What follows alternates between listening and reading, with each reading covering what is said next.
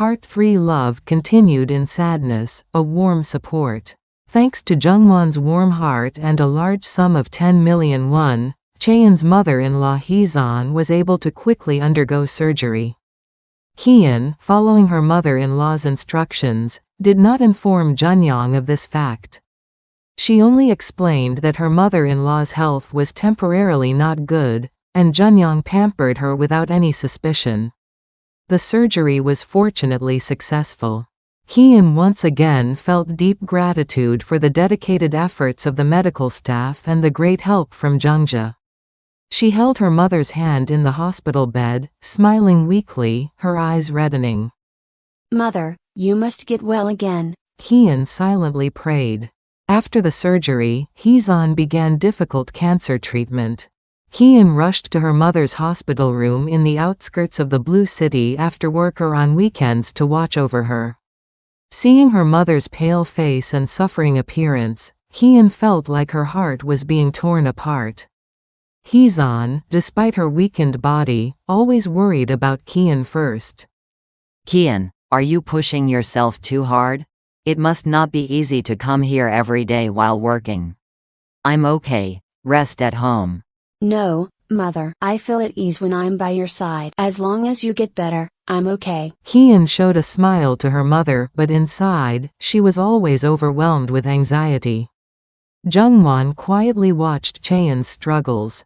Whenever she visited her in-laws, Jungwon would make warm porridge or brew herbal remedies to soothe her tired body and mind.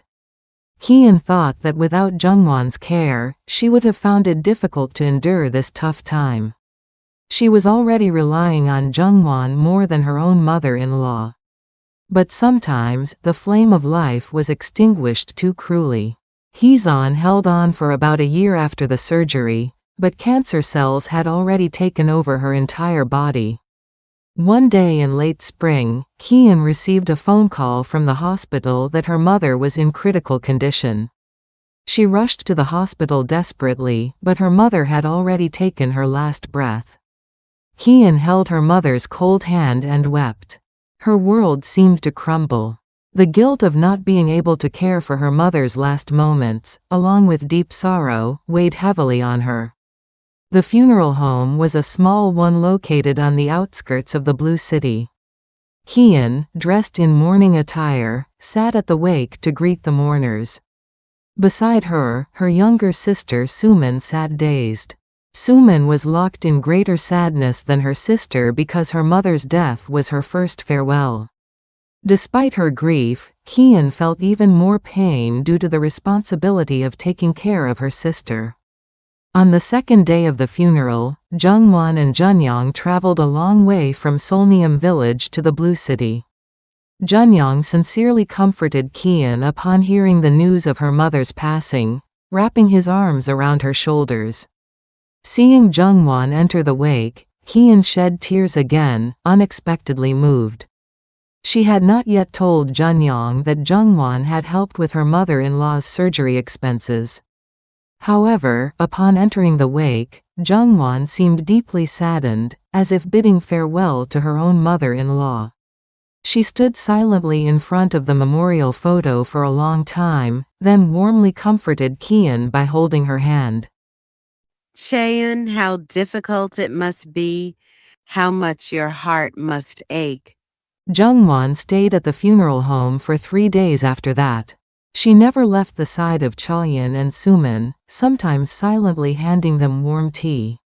Sometimes staying up all night with them to share the sadness of her 2 daughters. As the night grew late and the footsteps of the mourners dwindled, Mrs. Jungwon sat beside Chaeyeon, holding her frail hand and patting her shoulder. She grieved deeply as if she had lost her own mother-in-law, sincerely empathizing with the pain of Chaeyeon and Sumin. "Sumin, you must be having a hard time too, right? Your mom will watch over you from heaven. Be strong." Mrs. Jungwon also offered warm words to Sumin like a real daughter. Locked in sadness and unable to do anything, Sumin found some solace in Mrs. Jungwon's warm touch. Throughout the funeral, Mrs. Jungwon stood by Chaeyin and Sumin as a true mother figure, more actively taking care of everything at the wake than the son-in-law Junyoung, stepping forward to resolve any issues first. Seeing Mrs. Jungwon in this light, Chaeyin felt an indescribable gratitude and love. Could there be another mother-in-law like her in this world? Chaeyin realized anew how precious this bond given to her was. After the funeral ended, only Chaeyin, Sumin, and Mrs. Jungwon were left in the now empty wake. Mrs. Jungwon stayed until the end, trying her best to comfort the two sisters left behind. She didn't say much. Just being there was a great comfort to Chaeyin and Sumin. Mrs. Jungwon helped Chaeyin up, who was immersed in grief. Chaeyin, now it's time to rest your body and mind. You've worked hard. Mrs. Jungwon took Chaeyin and Sumin back to Solneum village. For the next few days, Chaeyin was so deeply locked in sorrow that she couldn't do anything. Mrs. Jungwon never left Chaeyin alone during those moments. She came to Chaeyin's room, held her hand in silence, cooked her favorite food, and sometimes flipped through old photo albums together to reminisce. The loss of Heesun left a deep shadow on Chaeyin, but Mrs. Jungwon's unwavering love and care held her back from falling into despair. Time passed slowly, but Mrs. Jungwon's devoted love gradually healed Chaeyin's wounded heart. In Mrs. Jungwon's embrace, Chaeyin quietly let go of her longing and sadness for her mother. She was no longer lonely. The reliable support of Mrs. Jungwon was by her side. This crisis moment made Chaeyin realize the true value of a mother-in-law. She became convinced that Mrs. Jungwon was not just a simple husband's mother, but another mother given to her and a companion in life. This deep bond would become a strong foundation for their future relationship. Chaeyin finally understood that the meaning of family goes beyond blood relations and comes from deep love and dedication. Up next, story explanation. Okay, let's dive in. Today we're looking at something really quite special, a personal story, a gargri that we had with us. It's this multi-part narrative, and it really challenges, some common ideas about family, especially that mother-in-law, daughter-in-law dynamic. Right, the one that's often portrayed as, well, difficult. Exactly. But this is rooted in real life, adapted, of course, and it unfolds over 5 parts. And it starts, setting the scene, in a place called Solneum Village, traditional setting. Our main character is Chaeyoon, a young bride. And she's moving in with her husband's large family, including her new mother-in-law, Jungwon. That's the initial setup. So the challenge is there from the start. Right. And our goal here in this deep dive isn't just to tell the story. We want to really unpack it. Yeah, pull out the insights about love, about sacrifice. And how these really deep connections can form, sometimes where you least expect them, even when things get incredibly tough. It's about how that happens, isn't it? What makes this relationship different? Precisely. What does it tell us about family itself? So it starts challenging assumptions straight away. It really does, with Chaeyoon's first impressions. Okay, let's start there. Part 1. A new beginning in Solneum village. So Chaeyoon, she's 29, married to Junyoung. And she moves into the family home. And she feels, kind of burdened initially, like she wants her independence, so living together feels a bit daunting. But Junyoung, her husband, he reassures her. He trusts his mother's warmth. And the story shows us Jungwon doesn't just meet that expectation. She kind of goes above and beyond, consistently. Right from the start. She's up early. The house smells like doenjangjigae. Ah, that classic comforting soybean paste stew. Exactly. Breakfast is ready before Chaeyoon even wakes up. Treats her gently, asks if she slept well. Just warm. And it's not just surface politeness, is it? The text uses this phrase, long matured, genuine warmth. Yeah, I like that too. It's deep, it's sincere. So much so that Chaeyoon actually wonders, do I deserve this? Which immediately flips that expected narrative of, tension or distance. It's subverted by this one person's authenticity. And it's in the small things, the repeated actions. Like when Chaeyoon made a mistake at work and was down. What did Jungwon do? She didn't push or give advice right away. She just noticed, sat with her quietly, and brought her some warm tofu stew. Simple, tangible empathy. Not words, but action. Mm-hmm. And when Chaeyoon did talk about her worries, Jang-won listened. Yeah. Really listened, held her hand. The description of her hand, rough but felt warmer than any soft cloth. Such a great detail. It is. And her advice wasn't like a lecture. It was more like, it's okay, Chaeyoon. Everyone makes mistakes. What's important is learning from it, trying to do better. That kind of wisdom. And then she shares her own mistakes, funny ones, like mixing up sugar and salt. Oh, I love that. Yeah. It just instantly lowers the pressure, right? Makes her human. Creates a connection. Shared vulnerability, not just, roles. That's key, I think. Showing imperfection. And respect, too. Jang-won respects Chaeyoon's habits. Doesn't make her get up early for breakfast if she doesn't want to. Buys her favorite coffee brand secretly. Little things that say, I see you. That's so important in a shared house, isn't it? Especially then. And think about the village context. What? The story mentions the elders, their sort of traditional views about daughters-in-law, maybe expecting friction. Right. But Jang-won actively protects Chaeyoon from that. Yeah, it introduces her positively, tells neighbors Chaeyoon needs rest. She shields her. So it starts awkwardly, potentially, but it just evolves naturally. Jang-won's sincerity breaks down Chaeyoon's initial walls. Their talks become real communication, not just instructions, sharing daily life. Exactly. So this first part shows it's not about grand gestures, is it? It's the consistent kindness, the respect, the listening. The shared vulnerability. Yeah. By the end of this part, Chaeyoon isn't afraid anymore. She feels safe. She feels like this is her family, her home. It builds this foundation of unconditional positive regard almost. Which, as we'll see, becomes absolutely crucial later on. A really strong start. But that peace, that stability, it doesn't last unchallenged, does it? Which brings us to part 2. The shadow of illness and a mother-in-law's love. Right, so the bond is strong now. They're comfortable, like a mother and daughter. Chaeyoon shares work ideas. And Jang-won is just enthusiastic. Totally, as expected of my daughter-in-law. Praising her, patting her back, making her favorite dishes, brewing that burdock tea. Chaeyoon even feels Jang-won understands her better than her own mother at this point. Yeah, that's a significant point in the narrative. Then life throws a curveball. A call from Chaeyoon's birth mother, Hee-sun. Who lives in a different city, pure unbit city. She's worried about her health. Which is a shock because Hee-sun was always the healthy one. So Chaeyoon rushes there, and the news is just devastating. Advanced pancreatic cancer. Oh, wow. The doctor's prognosis. Grim. Surgery might be possible, but the outlook isn't good. High malignancy, advanced stage, and the cost. Astronomical. The story describes Chaeyoon's mind just going blank, overwhelmed. Yeah, the surgery cost, hospital bills, future treatment. It's crushing, and she feels utterly alone with it. Doesn't want to burden Jun-young, her husband. That sense of isolation must be terrible. You can feel it. But back in Solneum village, Jung-won notices. She's observant. Sees the change, the pale face, no appetite. Yeah. And she asks gently, what's wrong, Chaeyoon? You look unwell. Not pushy, just concerned. And that gentleness, it breaks through Cheon's defenses. She tries to hide it, but she just breaks down. And Jong-won's response? Pure compassion. Holds her hand, says, we are one family now. Your sorrow is my sorrow. Tell me everything. Mom will listen. Calling her mom in that moment, that must have been incredibly powerful for Chaeyoon. You really sense that. So Chaeyoon pours it all out. The diagnosis, the bleak outlook, the huge financial weight. Jong-won listens, tears in her own eyes, sharing the pain. And then comes this.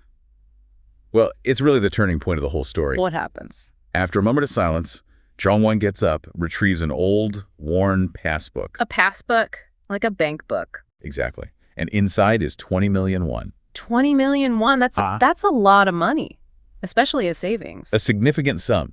And Jong-won just hands it to Chaeyoon, tells her, use it for your mother's hospital bills.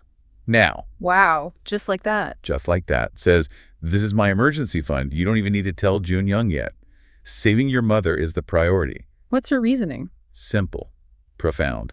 Family helps family. Your birth mother is like my own child. She sees Hee-sun's crisis as her own family's. Urges her to get the surgery done. This act, it's so much more than money, isn't it? It's trust. Unconditional love. Complete acceptance. A mother-in-law treating her daughter-in-law's mother's crisis as her own immediate responsibility. Chaeyoon is just overwhelmed. Shock, gratitude, tears of relief, I imagine. Realizing the blessing she has in Jong-won, it cements their bond in a way nothing else could, really. It shows that family can be built on this chosen, selfless love, not just blood. An absolutely incredible act. And it has immediate results, right? Leading into part 3. Love continues through grief. Yes, thanks to Jongwon's help, the money means Hee-sun gets the surgery quickly. And Chaeyoun keeps the financial details from Jong-young for now, as Jongwon suggested. Yeah, just tells him her mother is unwell. But the journey after surgery, it's tough. Recovery, chemo. Chaeyoun's visiting often, seeing her mother suffer, that feeling of helplessness. It's draining. And Hee-sun, even in her pain, worries about Chaeyoun being exhausted. That bond is still strong. And throughout this period, Jongwon's support for Chaeyoun is constant. Unwavering, making porridge, herbal remedies for fatigue. She's Chaeyoun's rock. Chaeyoun starts seeing her as more than just a mother-in-law, more like a vital maternal figure. Exactly. But then, tragically, about a year after the surgery, Hee-sun's condition worsens. yes, Chaeyoun gets a call, rushes to the hospital, but she arrives too late. Her mother's passed away. Oh, that's heartbreaking. The devastation, the grief, maybe even guilt for not being there at the very end. The story conveys that sense of loss powerfully. The funeral's in Puronbit City. Chaeyoun and her younger sister Soo-min are grieving together. And Jongwon. She and Jun-young travel there immediately. Jun-young comforts Chaeyoun, but it's Jongwon's reaction that stands out. Oh, so. She's deeply saddened, as if she lost her own mother, stands silently by the photo, shares the sorrow, tells Chaeyoun how hard this must be. Simple, empathetic words. But it's more than just words, isn't it? Her presence. Absolutely crucial. She doesn't just attend the first day. She stays for all 3 days of the funeral. Wow. Constantly by Chaeyoun and Soo-min's side, offering tea, staying up at night, patting Chaeyoun's hand, just being there. Sharing the grief silently. And supporting Soo-min, too. Yes, treats her like another daughter going through this awful time. The story even notes she gets more involved in managing funeral details than expected. That's incredible support. Chaeyoun must have been just floored by gratitude. Overwhelmed. Realizing how precious this relationship is, forged not just in joy, but in shared sorrow. And after the funeral, Jongwon stays until the end and then brings both Chaeyoun and Soo-min back home to Seolnyeom Village, provides that safe place for them. Chaeyoun then goes through that period of deep grief at home, struggling to function. Yeah. Loss of appetite, sleep, just numb. And again, Jongwon is the anchor. Sitting with her, holding her hand, making food, looking at old photos. Letting her grieve, but making sure she's not alone in it. Jongwon's support literally stops Chaeyoun from sinking completely into despair. This crisis really solidifies Jongwon's role, doesn't it? Beyond mother-in-law, truly a mother figure, a partner in navigating life's worst moments. The bond becomes unbreakable, tempered by this shared loss. It's a powerful example of showing up when it matters most. And that profound connection, that experience, it changes Chaeyoun, doesn't it? Which leads us into part 4, finding new value, sharing the love. Yes, slowly. With Jongwon and Jun-young's support, Chaeyoun starts to heal. Appetite returns, sleep gets better. Yeah. Life comes back into her eyes. And she gains this really deep understanding of Jongwon's impact on her life. The void left by her birth mother. It's still there, of course. But Jongwon's love, her sacrifice, especially that huge, unspoken financial help, has softened it, filled it in a way. That kindness is just imprinted on her heart now. And interestingly, her perspective widens. She starts noticing Jongwon's character outside the family. How she interacts with the community. Exactly. Taking homemade plum syrup to the senior center, making soup for elderly neighbors. Just selfless, kind. Chaeyoun sees a sort of life philosophy in action. True value and quiet service. Which leads to this really touching conversation they have over tea. Chaeyoun finally finds the words to express her gratitude. For everything. The surgery money, the support during grief. All of it. And she calls Jongwon her other birth mother. Wow. How does Jongwon react? Humbly. Just, what are you saying, Chaeyoun? We're a family. Since you became my daughter-in-law, you were like my own daughter. I just did what was natural. Reinforcing that for her, it wasn't an obligation. It was just love. Chosen connection. And this inspires Chaeyoun deeply. It's not just gratitude anymore, it's a commitment. What does she commit to? She tells Jongwon she wants to repay this kindness by being a mother-in-law like her one day, to cherish her own future daughter-in-law. Passing the love forward, Jongwon must have been touched. Deeply. Affirms Chaeyoun will be wonderful. This part really highlights how the story pushes back against those negative stereotypes, doesn't it? Completely. Chaeyoung contrasts her reality richness, happiness, support with the common narrative of mother-in-law conflict. She gains this conviction that genuine care can overcome challenges, that heart bonds are stronger than blood sometimes. And inspired by all this, she decides she needs to share it. She decides to write her story. Yes, to offer that positive perspective on mother-in-law love. She writes about the whole journey, receiving love, her mother's illness, the loss, Jong-won's devotion. In her account, her Jian gets published. In a local newspaper, titled The Miracle Created by a Mother-in-Law's Love. And it resonates with people. Touches readers, makes them think about their own families. Exactly. Creates this positive ripple effect.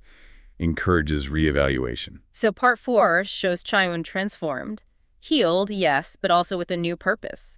Inspired by Jong-won to not just receive love, but to actively spread it. And that becomes her life's mission, really, leading into the final part 5, passing on the legacy of love. Right. So years pass. Chaeyoung embodies this messenger of love role, still guided by Jong-won's example. The grief for her mother is still there, but softer. And life moves forward. She and Jong-young have a daughter.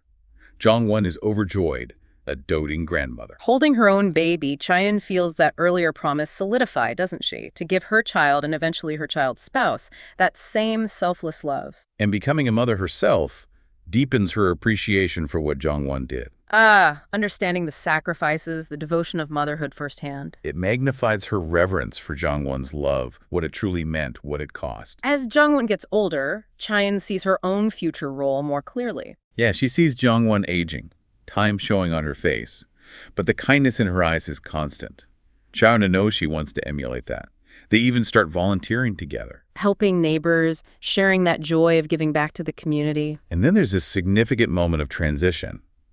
Jong-won tells Chaeyoung it's time for her to take over running the household. Assume responsibility for this home's domestic affairs. A real passing of the torch. A sign of complete trust and acceptance. Chaeyoung accepts, determined to fill the home with that same inherited love. And the cycle continues. The narrative jumps forward again. Chaeyoung's daughter is grown up, getting married. Chaeyoung feels all these complex emotions, right? Thinking back to Jong-won, wondering about her daughter's future mother-in-law. And feeling the weight of her promise.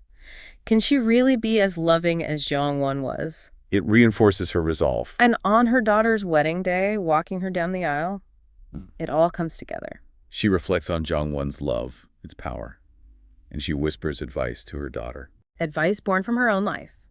Embrace your mother-in-law as another mother. Approach her with sincerity and love, and you will find great happiness like I did. Beautiful. Yeah. And the story shows she doesn't just say it, she does it. After the wedding, She actively reaches out to her new daughter-in-law's mother, welcomes her with that same warmth, that same loving approach learned from Jong-won. consciously passing the love forward, Yeah. living the legacy. Exactly.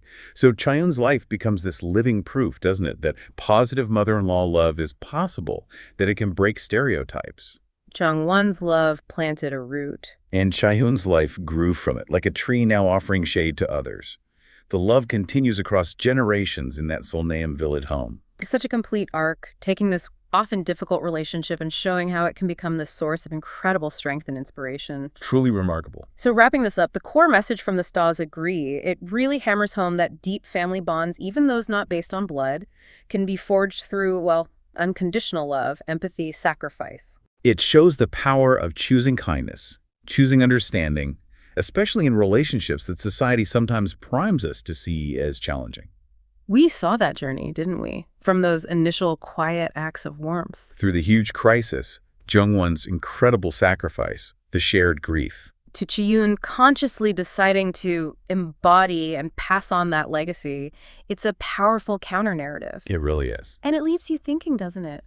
This whole account makes you wonder, what if? What if? What if we approached all our relationships, especially the ones we maybe anticipate being tricky, with that same kind of open heart, that empathy, that selfless love we saw from Jong-won and then from Chaeyoung? What kind of family could we build then? Defining family not just by obligation or blood ties, but by genuine connection, by choosing to show up for each other. And how might that simple choice, that different approach, ripple outwards? How might it pass forward? This story really makes you reflect on what family truly means and the amazing strength you can find in bonds built purely from the heart. Don't forget to like and subscribe.